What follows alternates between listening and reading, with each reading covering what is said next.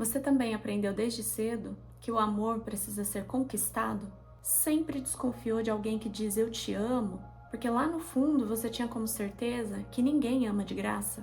Que tem sempre um porquê atrás?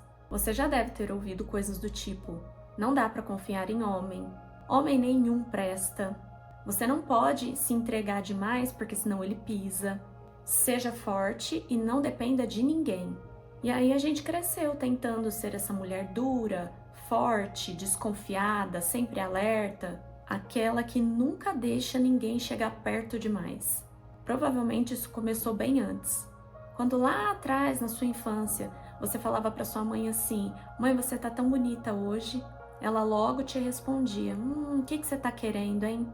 Pronto. Nesse momento, aprendemos que ser carinhosa levanta suspeita, que demonstrar amor é sinal de interesse, que afeto tem segundas intenções.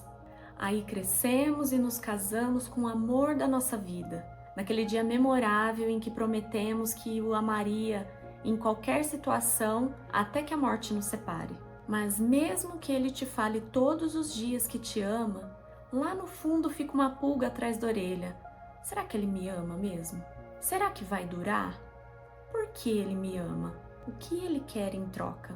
E mesmo quando tá tudo bem, parece que a gente tá esperando um momento em que não vai estar. A gente sabota, a gente se afasta, a gente testa, tudo isso tentando se proteger. E então a gente vira mãe e pela primeira vez na vida a gente ama sem querer nada em troca.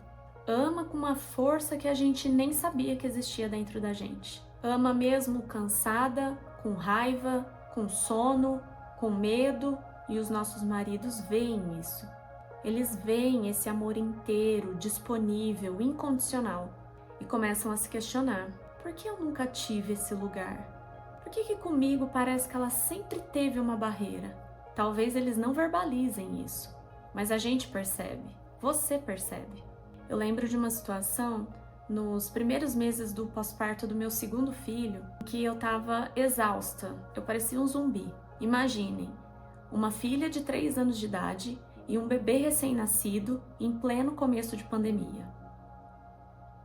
A hora de amamentar era terrível no primeiro mês, porque o meu peito estava todo machucado e mesmo assim eu precisava dar de mamar. Mas bastava o bebê chorar que eu estava ali, de pé, pronta. E um dia meu marido falou: eu não tenho mais você. Parece que você só tá cansada pra mim. Pra ele, você sempre tem energia. E aquilo me doeu. Aí você pode pensar: nossa, como ele foi insensível. Mas naquele momento eu dei razão pra ele porque era verdade. Sem perceber, eu tinha me fechado pra ele. Mas pro meu filho, eu continuava sempre disponível. Meu marido sempre foi carinhoso. Durante as 2 gestações, mesmo naqueles momentos em que eu me sentia enorme, ele estava sempre me elogiando, falando que eu estava linda, mas eu ainda não conseguia acreditar que ele estava falando sério. E aí a gente começa a perceber, a gente trocou. A gente trocou o nosso parceiro pelo filho. Damos ao nosso filho o que nós nunca conseguimos dar para o homem que nós escolhemos amar. Mas não é porque nós somos ruins, é porque estamos machucadas. Feridas muitas vezes por histórias que nem são nossas. Feridas por mães que também não confiavam, por pais que não souberam demonstrar amor ou que não amaram. Ainda assim, existe um tipo de amor que não cobra, que não espera, simplesmente ama. Em Romanos 5,8 diz: mas Deus prova o seu amor para conosco em que Cristo morreu por nós, sendo nós ainda pecadores. Ou seja, Ele nos amou mesmo sem merecimento. Nos amou antes da gente fazer qualquer coisa por Ele. E às vezes, até isso a gente tem dificuldade para acreditar. Essa desconfiança que a gente carrega não é só com os homens, com os relacionamentos. Ela acaba chegando até a nossa fé. A gente ouve que Deus nos ama, mas no fundo a gente pensa: por quê? O que será que eu tenho que fazer em troca? A gente duvida até do amor mais puro que existe, porque aprendeu que todo amor tem condição. E se hoje a gente conseguisse perceber que amar não é se colocar em risco, que existe amor que não cobra, que não ameaça, que não manipula? E se a gente começasse a dar também esse amor para o nosso parceiro, não porque ele seja perfeito, mas porque a gente também merece esse amor inteiro. E a gente vai percebendo isso nas pequenas coisas. Quando você tá descabelada ou com um pijama mais velho e ele te olha com carinho. Quando você fala que tá cansada, ele só segura a tua mão. Quando você tá de TPM e ele te traz um chocolate sem falar nada. Quando você desaba e não sente vergonha.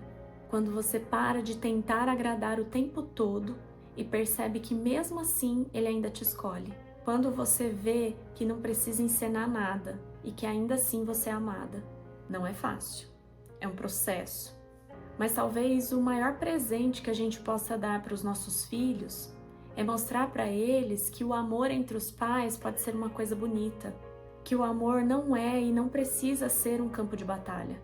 Pode ser um lugar seguro, mesmo que você não tenha vivido isso na sua infância. Você pode escolher fazer diferente com a sua casa.